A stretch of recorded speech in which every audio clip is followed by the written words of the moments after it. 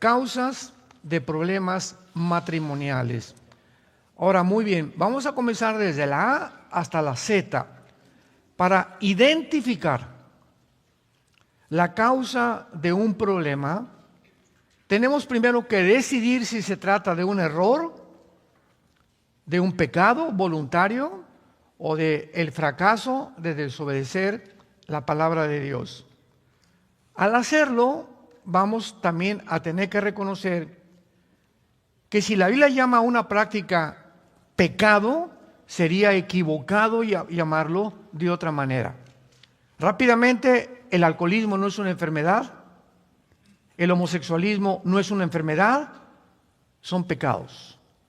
Entonces, no confundamos usando los términos que el mundo les ha aplicado o debilidad de carácter a lo que la Biblia llama pecado.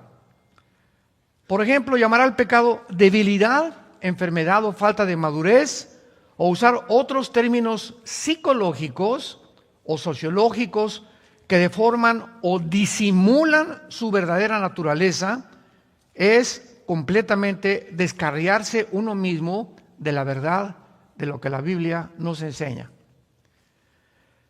Las palabras, nos dicen los expertos en semántica, son signos o postes que nos pone Dios de lo que significan las cosas. Si se etiquetan las cosas que son pecado con otra naturaleza, con un poste, como por ejemplo hace algunos años la Asociación de Psiquiatría en California comenzaron a decir que el homosexualismo era una enfermedad. Muy bien, si es una enfermedad, que te la cure un médico. Y no hay ninguna medicina para eso. Pero si les decimos, es Jesucristo, pueden ir a la cruz. ¿Ven la diferencia? Si le decimos un alcohólico, porque en Alcohólicos Anónimos les dicen que es algo enfermo y que toda la vida van a seguir siendo enfermos. Y no hay ninguna esperanza entonces para una persona porque no, yo soy alcohólico hasta que yo me muera. Pero si le decimos al alcohólico, es Jesucristo la respuesta, lo podemos llevar a la verdadera cura y a la verdadera medicina. ¿Me van siguiendo? Muy bien. Por ejemplo, ya vimos, ¿verdad?, la conducta homosexual como enfermedad, no es ninguna enfermedad. La Biblia le llama y usa dos términos. Uno es abominación y la otra es algo digno de muerte. Veamos estos términos usados en el libro de Levítico, capítulo 18, versículo 22, y a continuación lo explicaré.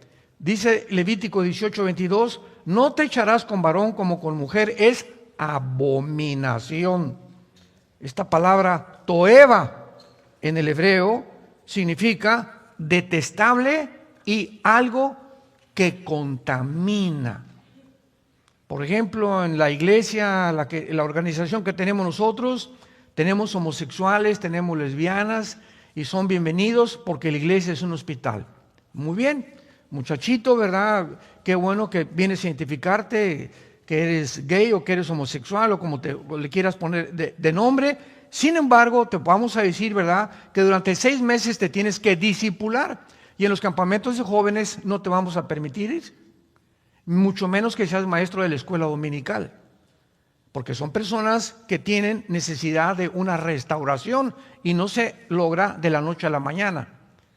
Decía, por ejemplo, David Wilkerson, uno de los más grandes hombres de Dios del siglo pasado, él fundó lo que se llama Reto a la Juventud, que lo formó con Nicky Cruz, cuando Nicky Cruz, jefe de las pandillas Mau Mau en Nueva York, fue este pastor David Wilkerson. Nicky Cruz se convirtió siendo el jefe de la pandilla más feroz de Nueva York y de los barrios más de Nueva York, y de ahí sacó un libro que se llama La Cruz y el Puñal. Y David Wilkerson considera el siguiente: de los 30 años para adelante, un homosexual tiene el doble de esfuerzo para rehabilitarse. Antes de los 30 hay una grandísima probabilidad de una rehabilitación más rápida. A los 40 es 3 veces más difícil y de los 50 para adelante es 5 veces más difícil rehabilitar a una persona que ha hecho un hábito, no de una enfermedad, sino de un pecado. Dice Levítico 20, versículo 13, Si alguno se ayuntare con varón como con mujer, es abominación. Ambos han de ser muertos, sobre ellos será su sangre.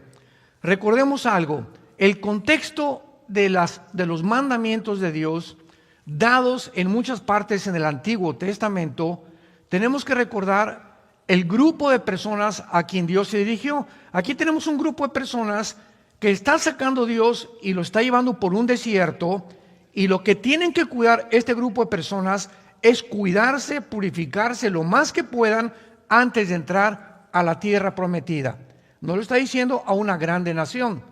Entonces, si hay un homosexual en este grupo de personas, es tan peligroso que este muchacho va a contaminar a uno o dos muchachos. Esto es inevitable, porque tarde o temprano se va a acostar con uno o con otro, ¿verdad? Y le va a brincar en la noche o a la semana, y sin que nos demos cuenta, ya en la congregación hay 3 o 4 homosexuales. Hay un ejemplo muy grande que acaba de suceder, y lo puedo mencionar porque es del conocimiento público, con el grupo de Hillsong, que fue un grupo precioso, una música lindísima de Jesucristo, pero de repente, allá en Australia, comenzaron a permitir que dentro de la banda de los músicos se subieran homosexuales, y que homosexuales dirigieran también la alabanza. Entonces, a los 6 meses se descubre que 2 de ellos ya se habían casado. Y era una organización que está representando a Jesucristo. ¿Qué pasó con los líderes? Pues al ratito cayó uno, cayó otro, etcétera, etcétera, y se hizo un desbarajuste por todos lados. Claro que todavía sigue, ¿verdad? Esta organización, en muy pocas, casi han renunciado todos los pastores de la mayor parte de las naciones. Hay algunos que son honrados. Brian Houston, que fue el fundador, es un hombre de Dios, con su esposa, ya lo exoneraron, ¿verdad? Me equivoqué, pero desgraciadamente no previmos que cometimos un grandísimo error. Mientras se curan, tenemos que excluirlos, porque contaminan. Una mujer lesbiana también, ¿verdad? Una mujer que es lesbiana, bien para acá las jovencitas, y sin que se den cuenta comienzan a tender una red, y al ratito caen también en el lesbianismo, porque contagia, es radiactividad. Entendamos que es por eso que la Biblia le llama pecado. Y cuando es pecado, no hay ninguna medicina más que la sangre de Jesucristo. Ningún sistema, ningún psiquiátrico, ninguna clínica, nadie puede sanar el pecado. Sino, ¿para qué Cristo muere en una cruz? Fue el desperdicio más grande que hizo Dios al permitir que su Hijo pagara. ¿Por qué? Por nuestros pecados. Porque no hay otra medicina más que la muerte de Cristo en esa cruz. Sin embargo, cuando le llamamos pecado a la homosexualidad o al alcoholismo, les podemos señalar la cruz, a Jesucristo. Por lo tanto, es muy importante dar a los problemas matrimoniales la etiqueta que la Biblia les da. Las otras etiquetas mienten respecto a los problemas, y de manera inevitable nos van a llenar o a llevar a soluciones falsas. Los que reemplazan la palabra pecado por etiquetas modernas, es posible que piensen que es bondadoso hacerlo. Ay, pues para que no se sienta tan mal, pero hacerlo es completamente lo opuesto. Veamos lo que el apóstol Pablo en 1 de Timoteo capítulo 6 le recomienda a su discípulo más cercano llamado Timoteo. Primera carta de Pablo a Timoteo, capítulo 6, versículo 3. Y dice así: si alguno enseña otra cosa y no se conforma a las sanas palabras de nuestro Señor Jesucristo y a la doctrina que es conforme a la piedad, está envanecido, nada sabe, y delira acerca de cuestiones y contiendas de palabras, de las cuales nacen envidias, pleitos, blasfemias, malas sospechas, disputas necias de hombres, corruptos de entendimiento y privados de la verdad, que toman la piedad como fuente de ganancia. Apártate de los tales. Si alguno quiere enseñar otra cosa o no se conforma a las palabras y a lo que Dios le llama pecado, es una persona o envanecida o corrompida que se ha puesto en un rango más alto que Dios. Y es cuando tenemos que tener cuidado, porque estamos rodeados, ¿verdad? Desde que entró la psicología clínica, ¿verdad? No, pues esa persona, y ahí me daba pena ir a muchas naciones y los pastores llevaban a las ovejas al psicólogo o al psiquiatra en lugar de enfrentar el problema como la Biblia lo enfrenta. No, pues tiene un problema, les recomiendo que vayan al psicólogo o que vayan al psiquiatra. Y salen, ¿verdad? Pues con pastillas tranquilizantes, salen ya, ahora sí que como drogadictos, y jamás puede ningún ser humano curar el pecado de nadie. Solamente, repito y enfatizo, la sangre de Jesucristo. El llamar al alcoholismo una enfermedad es quitarle toda la esperanza a una persona alcohólica. Porque no hay píldoras que curen esa enfermedad. Pero si se le llama pecado, tal como la Biblia lo dice, entonces hay una verdadera esperanza para este tipo de personas. Porque Cristo vino a eso. Vino a librarnos del pecado y del poder del pecado. Veamos, por ejemplo, en la primera carta a los Corintios, capítulo 6, lo que Pablo le escribe a esta iglesia que ayer vimos, que era una iglesia degradada moralmente, una iglesia que había de todos los pecados posibles, herencia de los griegos, etcétera, etcétera, porque los griegos adoraban el cuerpo, los griegos fomentaron el homosexualismo como ninguna otra civilización en la historia, y que los romanos la heredaron. Casi todos los césares romanos eran homosexuales, eran pansexuales, bueno, eran lo peor, ¿verdad? Y dice en 1 Corintios 6, versículo 9, vean qué palabras más preciosas y de advertencia también. ¿No sabéis que los injustos no heredarán el reino de Dios? No erréis, ni los fornicarios. O sea, el fornicario en la Biblia es la persona que usa el sexo fuera del matrimonio. O sea, una pareja de jóvenes que tienen relaciones sexuales están fornicando. Una persona homosexual es un fornicario, una lesbiana es fornicario, una persona que tiene relaciones con un niño es un perverso. Ya todavía desciende un grado 5 veces más bajo que cualquier nivel de degradación moral, porque es la peor perversidad que puede existir, meterse sexualmente con un niño. ¿No saben ustedes? O sea, si no lo saben, van a saberlo. Ni los fornicarios, ni los idólatras, ni los adúlteros, ni los afeminados, ni los que se echan con varones, ni los ladrones, ni los avaros, ni los borrachos, ni los maldicientes, ni los estafadores heredarán el reino de Dios. Escuchen el versículo 11. Y esto eran algunos. Las iglesias son puros ex. Aquí somos puros ex. Aquí nadie era San Pablo, ni San Gelatao, ni Santa Rita de Casia. Todos nosotros en las iglesias somos personas que venimos lastimadas, heridas de un pasado que todos tenemos que cargar con él, hasta que llegamos a la cruz. ¿Qué es la iglesia? Es el hospital donde todas estas cosas, tu borrachera, tu fornicación, tu adulterio, comienza el Espíritu Santo en la medida que tú le permites a sanarte. Eso es lo que es la iglesia.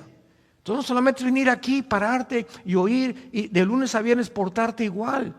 Tú tienes que tomar ya el hábito de leer diario la Biblia, tener tus devocionales, consagrarte a Dios, adorar a Dios, y cada vez que pecas, venir a la cruz, Señor, la regué, volví a derramar la leche otra vez anoche, y le volví a gritar a mi esposa, y vi a esa mujer, ya tengo una mujer aquí en mi mente hace 3 días, Padre, te pido que la sangre de Cristo, renuncio a seguir pensando en esa mujer, renuncio a seguir pensando en ese hombre. Cuando Dios ve esta decisión deliberada, voluntaria en nosotros, nos ayuda.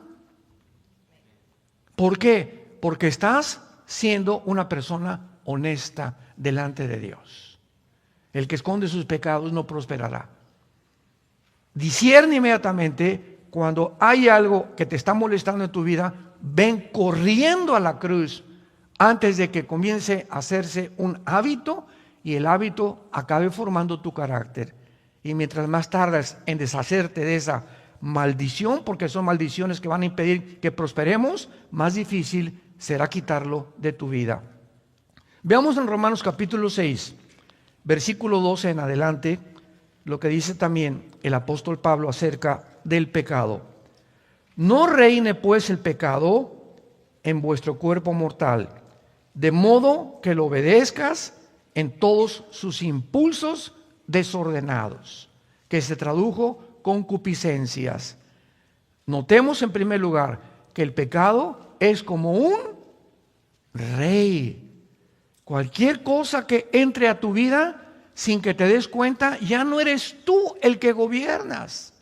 Ya hay una fuerza maligna dentro de tu vida que te está dominando, como la pornografía, la gula, la borrachera, la homosexualidad. Son fuerzas internas que sin que nos demos cuenta nos comienzan a... ¿Quién es un rey? Es una persona que gobierna, que tiene súbditos, que tiene autoridad y que se le tiene que obedecer.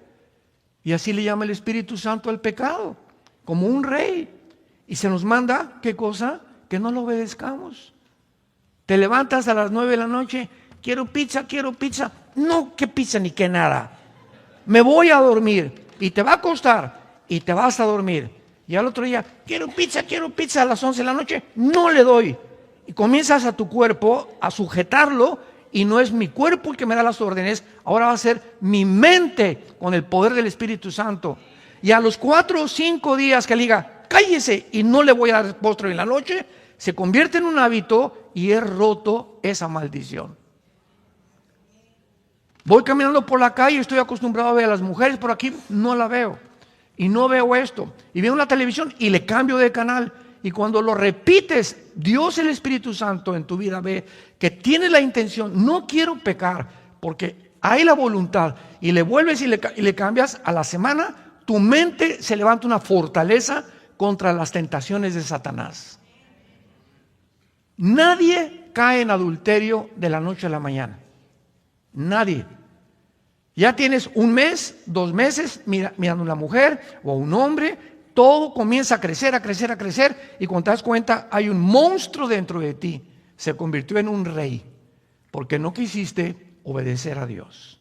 Obedeciste tus impulsos desordenados que luchan en contra de la voluntad de Dios. Dice el versículo 13, ni tampoco presenten vuestros miembros, o sea, mis órganos sexuales, mis brazos, mis piernas, mi cabeza, eso es lo que son miembros. No presentes tus miembros al pecado como instrumentos de iniquidad. ¿Qué usa el pecado? Usa mis ojos, usa mis oídos, usa mis brazos, usa mis piernas, mis órganos sexuales, mis pensamientos.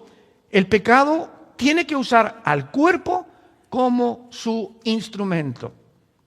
Nuestro cuerpo es el instrumento a través del cual pecamos. Pecamos con los ojos, oyendo conversaciones feas, viendo cosas feas, vulgares, inmorales, etcétera, etcétera. Caminando en lugares donde no debo entrar. No debo entrar a una discoteca, no debo entrar a una casa de prostitución. No voy a entrar cuando mis amigos están burlándose de Dios, etcétera, etcétera. Mis brazos, ¿verdad? No voy a tocar a una mujer. Nosotros en Vida Nueva para el Mundo tenemos una ley en los pastores. Nosotros no le damos consejería a ninguna muchacha joven.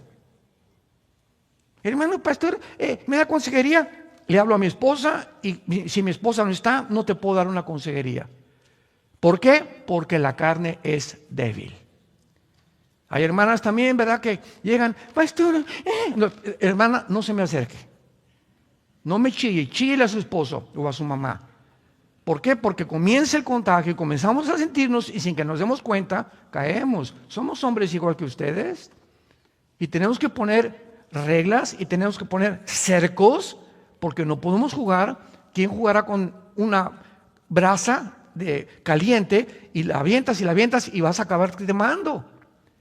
Cualquiera que siga mirando a una mujer y la sigues mirando y la sigues mirando, vas a caer en adulterio, tarde o temprano. Porque estás jugando y creyendo que puedes vencer. No es cierto, el espíritu está presto, la carne es más débil de lo que nos imaginamos.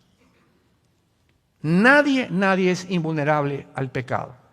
Tenemos que poner cercos y cuidar nuestra mente, nuestros pensamientos, lo que vemos, lo que leemos, lo que observamos, si queremos fortalecer interiormente nuestra alma y luchar contra el pecado.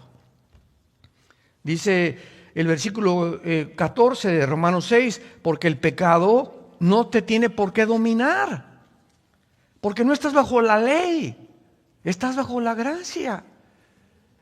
Ahora, antes de que fuéramos nosotros cristianos, yo me acuerdo, mi padre se murió porque se fumaba 3 cajetillas de cigarros delicados sin filtro. Pobrecito, se murió en 1970, en aquel tiempo no había la información que tenemos de la fumar. Se desayunaba una taza de café así, con 3 bolillos. Y el pan blanco te sube completamente todo aquello que va y favorece la diabetes. Entonces el pan blanco, elimínalo completamente de tu dieta. Trate de buscar pan integral, no tomar refrescos, nada de lata, etcétera, etcétera. Mi padre se muere a los 52 años con 4 ataques al corazón de arteriosclerosis. Me impactó tanto la muerte de mi padre porque era un hombre casi 1,90 de estatura, muy fuerte, etcétera, etcétera. Y engordó, y cuando se dio cuenta estaba bien gordo. Y le encantaban las quesadillas y las grasas y no había tanta información. Y lo tronó, ¿verdad? Se le llenó la sangre de colesterol. Y se muere de arteriosclerosis. Y ahora tenemos muchísima información porque Dios quiere que la generación que lleguemos al final, lleguemos saludables, lleguemos con energía. Dios nos quiere amar, Dios quiere que le sirvamos. Dios quiere que podamos realmente presentar fuerzas. No podemos presentar fuerza al pecado sin energía. Y si tenemos debilidades en nuestra carne, es más difícil obedecer a Dios. Tenemos que disciplinar nuestro cuerpo y ponerlo en servidumbre. Veamos en 1 Corintios capítulo 9. Pablo, usando el ejemplo de los atletas de Grecia, porque él vivió en esa época, usando esta analogía, dice 1 Corintios 9, 25 al 27. Todo aquel que lucha, de todo, ¿qué cosa? ¿Recuerdan ustedes el último campeonato de fútbol en Sudáfrica? Brasil, todo en aquel tiempo jugaba Ronaldinho. De acuerdo a mi consideración, Ronaldinho ha sido el jugador de soccer más impresionante de toda la historia, más que Messi, más que Ronaldo, más que Beckham, más que todos. Era un mago, era un muchacho impresionantemente. Fue el maestro de Messi precisamente Ronaldinho. Y Messi lo sigue queriendo muchísimo todavía a Ronaldinho. Bueno, en el campeonato de Sudáfrica, el entrenador de Brasil fue un entrenador, como deben ser los entrenadores, enérgicos. Y les tienen prohibido, por lo menos una semana antes, no tomar, no irse a una fiesta, acostarse a las 9, 10 de la noche, etcétera, etcétera. Ronaldinho, pues, como todos los grandes astros de cualquier cosa, se le subió a la cabeza y se fue a una casa de un prostíbulo, Ronaldinho, a acostarse con 2 o 3 mujeres. Regresó como a las 5 de la mañana, quiero entrenar, y le dijo al entrenador, no juegas en el campeonato. ¿Qué no sabe que hizo Ronaldinho? Serás hijo del que tú me digas, no juegas en el campeonato. Y Ronaldinho desde ahí comenzó a bajar, se levantó un poco, vino a México a jugar, etcétera, etcétera, pero ya nunca en su vida volvió a ser el mismo. ¿Por qué? Todo atleta, todo el que lucha, se abstiene de todo. Tú no puedes ser boxeador y al otro día pelear contra no sé quién y cenar pizza o medio kilo de helado.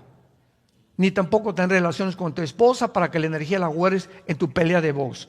Uno que es atleta, uno que entra en este campo, de todo se abstiene. Y el entrenador, si ve que algún jugador, algún boxeador, algún deportista, beisbolista, lo que sea, no se aceptan las reglas, lo eliminan del partido. Porque tiene que haber disciplina en sus cuerpos. Y dice Pablo, unos para recibir una corona corruptible, pero otros una incorruptible. Y todos los atletas que llegaban por aquí, ¿qué es lo que les dan de premio? Una coronita de hojas que le ponían aquí, en un estrado que se llamaba el BEMA, o el tribunal de los jueces, y ese era el premio. Todo lo que hicieron, los esfuerzos, los sacrificios, la dieta que tuvieron, para que les pusieran una cochina corona de hojas que a la semana se les echaba a perder.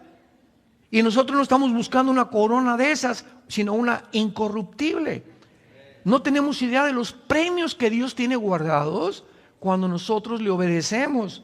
Y miren lo que dice a continuación. Así que, dice Pablo, yo de esta manera corro, no como a la aventura. De esta manera peleo, no como quien golpea al aire, sino que golpeo mi cuerpo y lo pongo en servidumbre.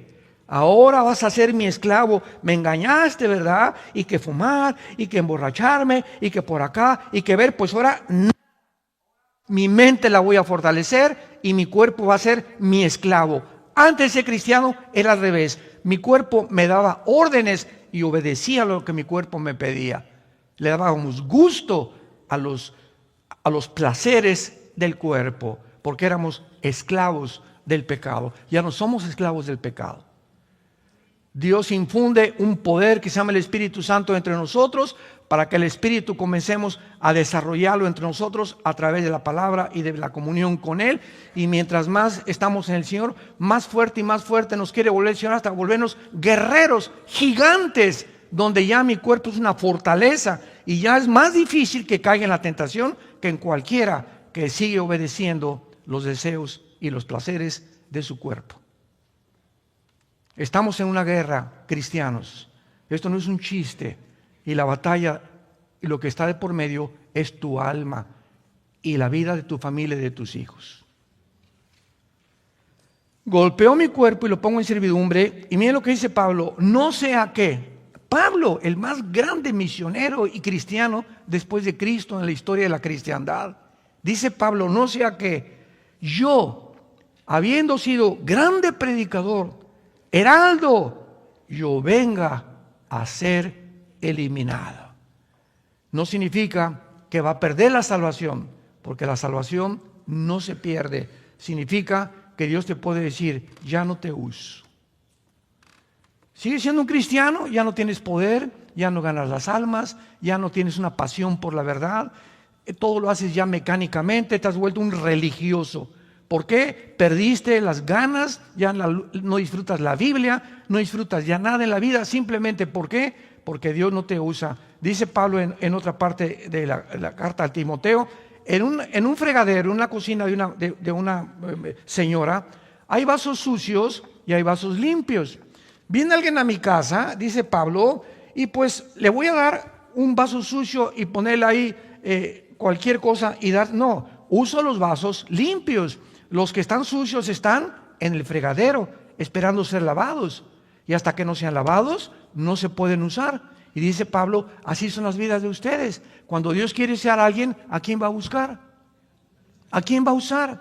Para hablar a tu mamá, para hablar a tu primo, para comenzar a un homosexual, para que, ay hermano, venga a orar al hospital por mi enfermito y mándele un recado que se sane. Y usted, hermana, ¿qué no puede ir usted y darle el testimonio y darle el plan de salvación? Es que no puedo. ¿Por qué no puede? Porque está sucia seguramente. Dios usa instrumentos limpios, porque Dios es un Dios santo, santo, santo. Santifíquense para que nos convirtamos en instrumentos útiles para Dios. Muy bien. Vemos entonces claramente que cuando Alcohólicos Anónimos le dice a sus seguidores que tienen que recordarse cada día, durante el resto de su vida que son alcohólicos, no se les ofrece ninguna esperanza. Pablo, en el pasaje que leímos, les asegura a los homosexuales, a los borrachos, que esto algunos eran antes, pero que ya no lo son. Ya han sido lavados, santificados y justificados en el nombre de Jesús. Es posible, les dice Pablo, dejar de ser homosexual, dejar de ser borracho, dejar de ser borracho, parrandero y jugador y pasar a ser una persona diferente. 2 Corintios 5:17, el que está en Cristo, nueva criatura es. Solo en Cristo hay la posibilidad de convertirnos completamente en nuevas personas. Ahora bien, en el origen del matrimonio ya hemos visto que el matrimonio es de origen divino. Ningún juez, ningún politólogo, ningún psiquiatra, ningún antropólogo, paleontólogo, arqueólogo, nadie puede atreverse dentro de la humanidad, en los aproximadamente 6,000 años de historia que tenemos, de poder decir qué es el matrimonio. El matrimonio es de origen divino, porque fue formado como la primera institución. El propósito del matrimonio es muchas veces para combatir la soledad. Lo vamos a ver aquí en unos momentos. Uno de los más grandes enemigos del el ser humano, yo lo consideraría el más grande enemigo, es el ego. El egocentrismo. Veamos a los niños. ¡Tom! ¡Es mío! Y les das los 3 juguetes y el mío. No lo quiero ahorita. Y comenzamos a ver ya un impulso en los bebés, aunque son inocentes del pecado, que nacemos como la maldad, como dice el Salmo 51, en maldad fuimos concebidos. Y nunca le enseñamos a los niños a portarse mal, les enseñamos a portarse bien, porque la maldad ya la traemos desde que nacimos. El pecado entró como una herencia desde Adán a todos nosotros. Por eso el pecado tiene que ser borrado con la sangre de Cristo y no con nuestras buenas obras. Tú puedes ser una buena persona y construir asilos y orfanatorios y regalar dulces a los pobres. Sin embargo, si mueres en pecado, te condenas. Porque no puedes llegar al cielo y decirle: Pedro, gracias por dejarme entrar. Mira los asilos que hice y las iglesias, el dinero que di, etcétera, etcétera. Y Pedro te va a decir: ¿sabes qué? Te da una patada, te vas allá abajo, al infierno. ¿Por qué? Porque la salvación no es por obras, es por la sangre derramada en la cruz. Si fuera por las obras, yo nos hubiera dicho: miren, mis chiquitines, cada quien siga su religión, cada quien pórtese bien y nos vemos allá arriba. Pero Getsemaní nos habla que esto no fue así. Jesús cae de rodillas y se va a enfrentar en horas, a las 9 de la mañana que lo colgaron hasta las 3 de la tarde, en que en esas 3 horas se iba a separar de su Padre. Y Jesús clama y grita: Padre, no hay manera de que pueda evitar atravesar lo que voy a atravesar, beber esta copa. 3 veces le dijo Cristo al Padre: no hay otra manera. No habrá manera que venga el arcángel Miguel y él pague por los pecados, o que algún papa los perdone, o que le recen a algún santo, o que siga una buena religión. Y el Padre cerró completamente y le contestó: sin derramamiento de sangre no hay perdón de pecados. Solamente en la cruz tenía que morir un Dios y un hombre, porque ningún hombre puede perdonar pecados a nadie. Solo Dios perdona pecados. El que estaba en la cruz tenía que ser Dios, pero tenía que ser un hombre para identificarse con nosotros por el pecado hereditario de los primeros padres de Adán. No hay manera, otra manera más que la cruz, de acuerdo a Dios. Si tú quieres inventar tu manera de llegar a Dios, esa es tu manera. Y eso es la soberbia, que somos nosotros los que dictamos cómo llegar a Dios. No, la Biblia nos dice que Él pone y Él ha establecido los términos para llegar al cielo. ¿Los aceptas o te va a rechazar como Caín? ¿Se acuerdan de Caín? Génesis 4, se acercó a Dios ¿con qué? Te traigo mi pichoncito y te traigo mi becerrito y te traigo lo mejor de mi huerto. Y Dios le dijo: no lo recibo. ¿Por qué? Porque tu hermano me trajo la sangre de una oveja. Desde el principio se establece que tiene que haber un sustituto para pagar tus pecados. Las obras no sirven. Las obras vienen después de que hemos recibido a Cristo, pero no para recibir a Cristo. Vienen como resultado de tu salvación y no como el medio para que tú te salves. A la cruz, la cruz es esto, yo tengo que llegar a la cruz. Señor, gracias porque, mira, no soy tan malo, ¿verdad? Y no he sido adúltero, como las prostitutas, ni borracho, ni parrandero, ni jugador. Yo no puedo venir a la cruz y ofrecerle nada a Dios más que en esta mañana: Señor, ten misericordia de mi pecador. No tengo, Señor, nada que ofrecerte. Soy un miserable pecador. Ni nada de lo que he hecho te va a satisfacer. Creo que tú en la cruz pagaste por mis pecados. Y ahí es cuando Dios entra a tu vida, porque has reconocido que es por creer en el sacrificio y no por lo que hayamos hecho. ¿Cuál es la diferencia entre el cristianismo y todas las religiones? Todas las religiones, sin ninguna excepción, enseñan que tienes que hacer algo para entrar al cielo. Que viernes primero en el catolicismo, ¿verdad? Ahora sale un santo, el no comer carne en la cuaresma, etcétera, etcétera. Que el Papa, hay una puerta en el Vaticano que dice que el que atraviesa la puerta tiene la salvación, Virgen del Socorro. Haz, pórtate bien, por aquí, por allá, haz estas cosas, haz. Y el cristianismo dice, ya Dios lo hizo en la cruz. No tenemos que ofrecerle nada a Dios. Él lo hizo en nuestro lugar. Solamente tenemos que recibirlo. Y cuando lo recibimos, vivimos toda la vida humillados porque sabemos que lo que somos, lo somos por su gracia. No por mérito. No hay nada de qué jactarnos caminando con Jesús. Entonces, esto es muy importante porque cuando nos casamos, es posible que alguien haya malentendido cuando hicimos los famosos votos en el matrimonio. Cuando una pareja, vamos a abordar el tema del egocentrismo, porque si el ego es el principal problema del matrimonio, Cristo vino precisamente a eso, a librarnos del ego. Y es en el matrimonio el gimnasio de Dios. Si hay algún medio a donde podamos ejercitarnos para cada vez matar más nuestro ego, es en el matrimonio. ¿Por qué? Porque cuando venimos a hacer los votos matrimoniales, tanto como si te diste cuenta o no te diste cuenta, se están prometiendo la pareja proporcionarse compañía el uno al otro durante el resto de su vida. Pero tenemos que observar esto con mucho cuidado, porque no estás prometiendo recibir compañía. De aquí en adelante, te prometo, me tienes que prometer que me vas a dar tu compañía. No. En los votos matrimoniales es, te prometo que por lo que me quede de vida, te voy a dar compañía. Es dar y no recibir. Si tú te casas y dices, es que Elizabeth Taylor, 9 matrimonios, la chulis, la artista de cine, es que no he encontrado en ningún hombre lo que yo he estado buscando, el ego del tamaño de la Torre de Babel. Es que mi esposa no me da lo que yo quiero. Espérame tantito, es que no has entendido el matrimonio.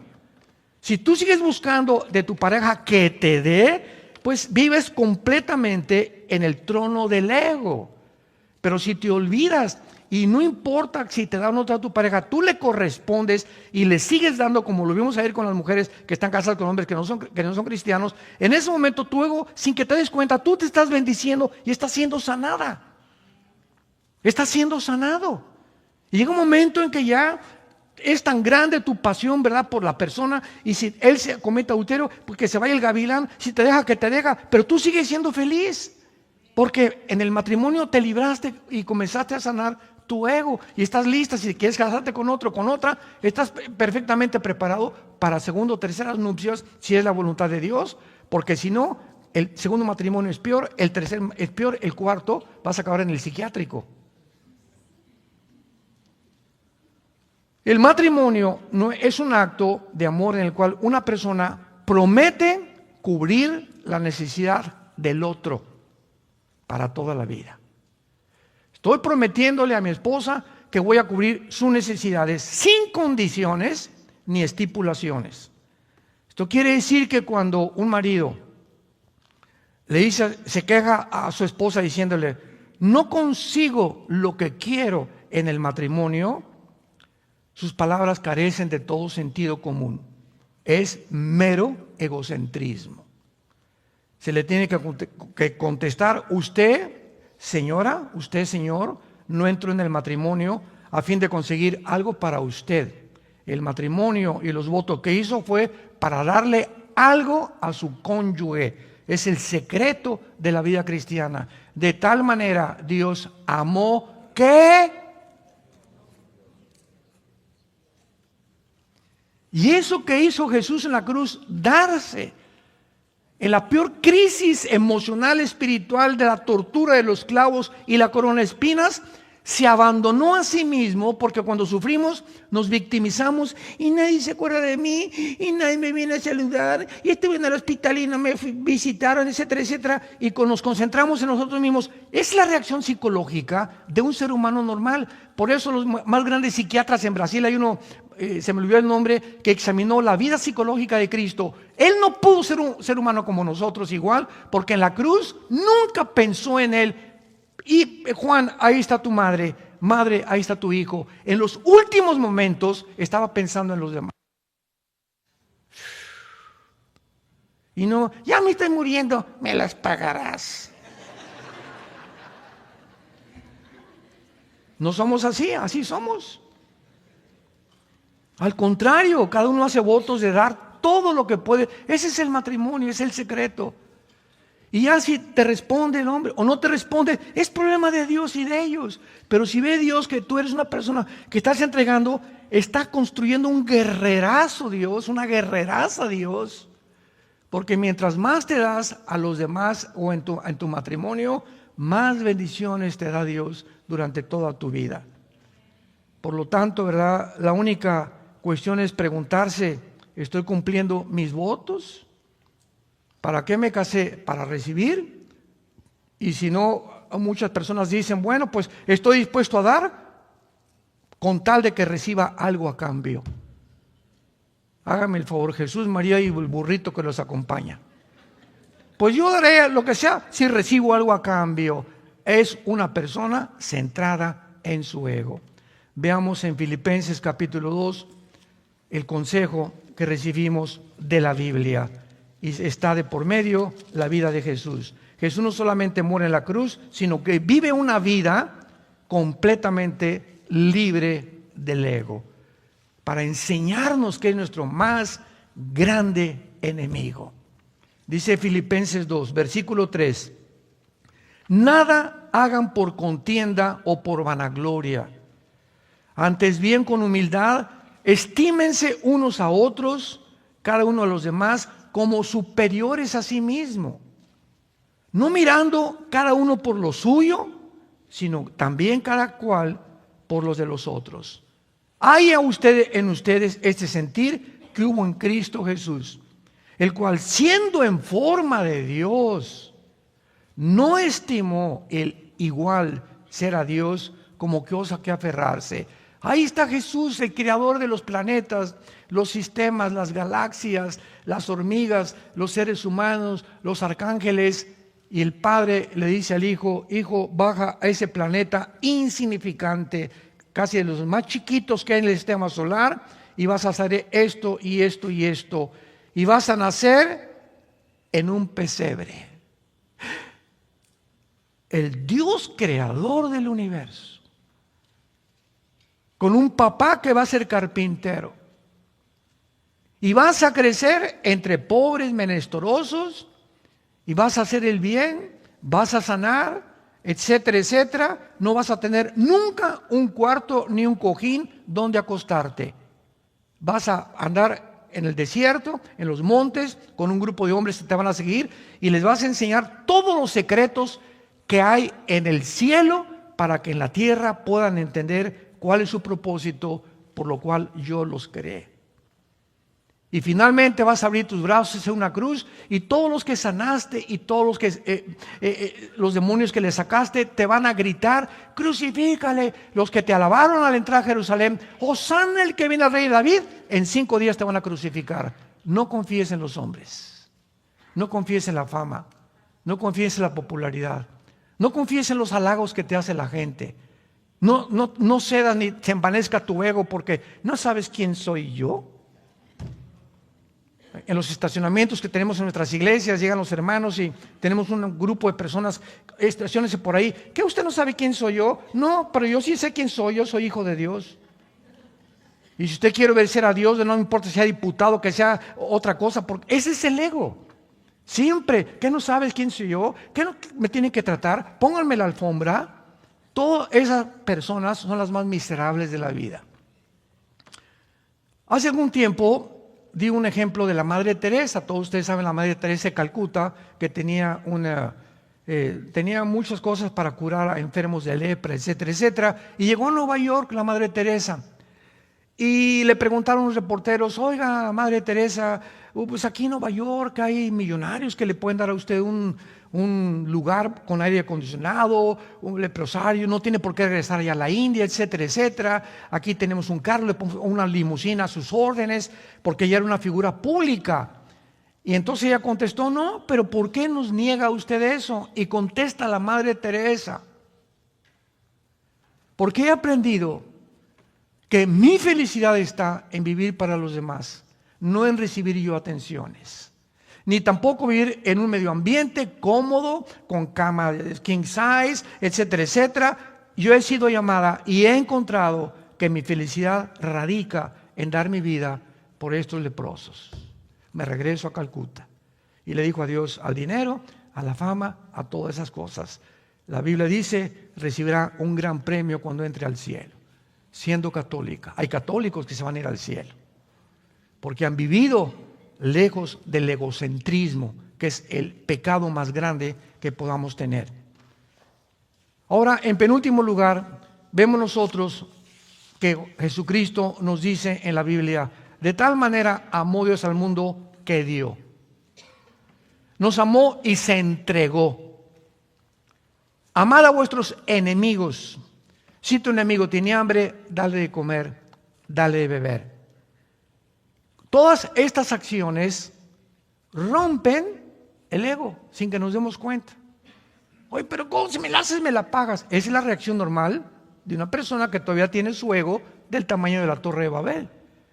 Pero cuando ya las ofensas de la gente, o tu esposo o tu esposa, ya no permites que entren, ni te quiten la paz, ni te lastimen el alma, has desarrollado dentro de ti una armadura invisible que te va a hacer y dar la fortaleza para enfrentar la vida y soportar otras pruebas que van a venir con más fortaleza, porque has fortalecido, tienes una armadura espiritual, que es lo que Dios quiere desarrollar en nuestras vidas como cristianos.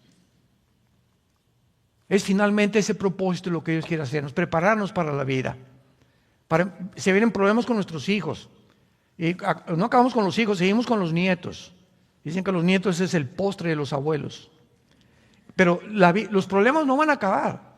No hay un matrimonio que no tenga problemas, no hay un matrimonio que no siga luchando. Aquí hay unos que tienen 50 años de casados. ¿Quiénes son los de 50 años de casados? Levanten la mano. Ahí están, 50 años de casados. Hay como 2 parejas. Un aplauso por el amor de Dios.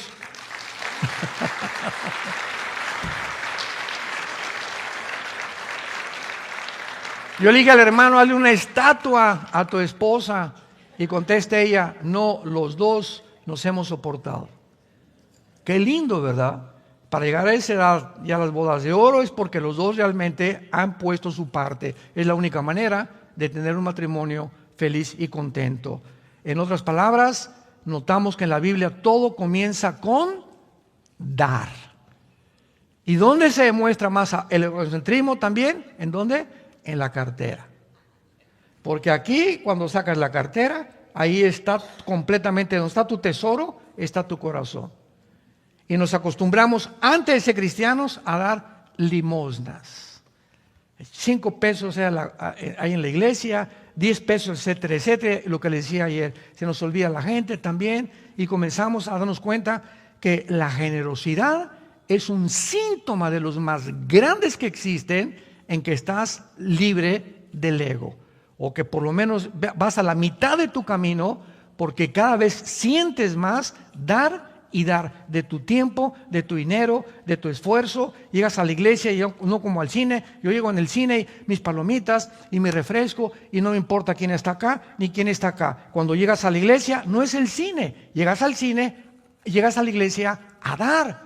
Vengo ahorita al seminario. Oye, no te conocía, mucho gusto. Doña Chole, ¿cómo está usted? La veo medio triste. ¿Me permite orar por usted? No, que entramos a la iglesia y santo, santo, santo. No saludamos a nadie, no nos importa a nadie, no pusimos el brazo sobre nadie, no oramos sobre nadie.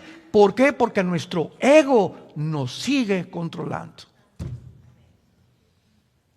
Qué tristeza ver iglesias así, donde cada quien, ¿verdad? Nomás lo mío con orejeras y no saluda a nadie. Oye, mucho gusto, yo no la había visto cuando llegó usted a la iglesia. Mi nombre es fulano de tal, soy plomero, soy arquitecto, me da mucho gusto que venga. Mira qué bonita familia tiene, estamos para servirles, ¿eh? Y la gente cuando llega a una iglesia y ve que la gente lo recibe así, ¿a quién no le gusta que nos traten bien? ¿A quién no? Vean, este hotel es una característica de los buenos hoteles. Cuando llegas, oiga, señor Alducin, no, señor Alducin, le dije, ¿de dónde me conoces, compadre? ¿Qué, hemos estado en la cárcel juntos o qué?